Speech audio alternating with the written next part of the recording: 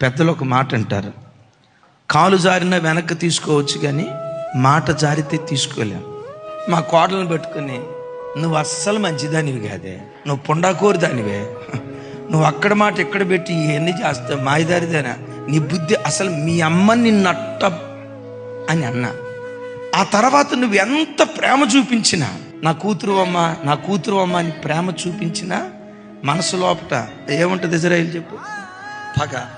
ఒరే నాయన, ఆ రోజు మా అత్త ఏముందో తెలుసా, మీ అమ్మ అట్ట పెంచింది మరి నిన్ను అని అందే.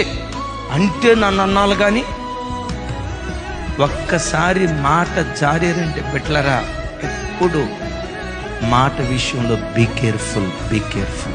అద్దం పగిలితే అతుక్కుంటుందేమో నాకు తెలియదు కానీ హృదయం పగిలితే అతుక్కోవటం చాలా కష్టం.